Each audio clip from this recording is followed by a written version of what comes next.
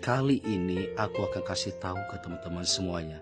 Banyak yang bertanya, "Kak, kok bisa ngumpulin gituan sih? Dan motivasinya apa untuk ngumpulin ini? Dan dapetin barangnya dari mana aja?" Dan ada lagi yang berasumsi bahwa toko ini sudah tutup selama 40 tahun dan itu salah kaprah. Kalian harus dengar ini sampai habis, wajib agar tidak ketinggalan berita.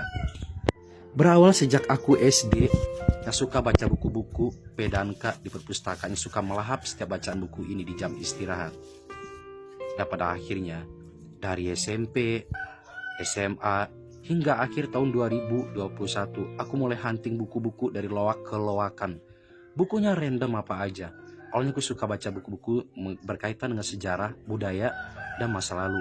Dan akhirnya pada suka ngumpulin buku-buku lainnya juga seperti dokumen-dokumen dan arsip-arsip yang menyangkut nilai seni budaya dan kearifan lokal yang menurut aku itu adalah penting sekali. Dan pada akhirnya aku juga ngumpulin majalah seperti Gadis, Femina, Kartini, Aneka Yes, dan lainnya juga. Dan kalian tahu, aku itu ngumpulin ribuan iklan yang aku kutip dari majalah jadul dari tahun 40 hingga 2000-an. Jika kalian berpikir barang-barang di galeri ini banyak, tentu ini sangatlah sedikit dari sekian ribu iklan yang aku kumpulin. Dan tadi tuh aku mulai baca-baca majalah dari sini dan memuat banyak-banyak iklan seperti ini. Beda dengan zaman sekarang ya. Kalau zaman sosial media yang bisa ngiklanin barang-barang lewat mana aja. Kalau zaman dulu itu dimuat di koran-koran atau media cetak seperti ini. Dan ini membuat aku benar-benar tertantang banget ngumpulin benda-benda di depan mata kalian ini. Seperti mainan, produk-produk zaman dulu. Dan apapun seperti sampo dan bedak-bedak lainnya seperti ini. Dan hal yang paling berkesan itu ketika aku ngumpulin iklan-iklan jadul pada tahun 70-an yang masih hitam putih dan berikut menemukan bendanya seperti bedak porol ini.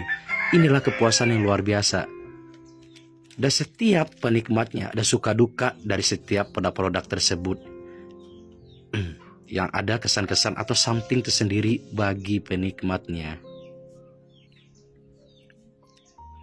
Dan hingga sekarang aku nggak bakalan tahu sampai kapan bakal berhenti untuk ngumpulin produk-produk ini. Dan jika kalian berpikir rumah ini adalah terlihat toko atau kelontong, dan itu juga salah. Ini adalah rumah peninggalan dari bekas almarhum nenek dan kakek semasa mendiang masih hidup. Dan akhirnya aku jadikan rumah ini sebagai galeri khusus kelontong-kelontong jadul yang aku mulai dari nol dari tahun 2018.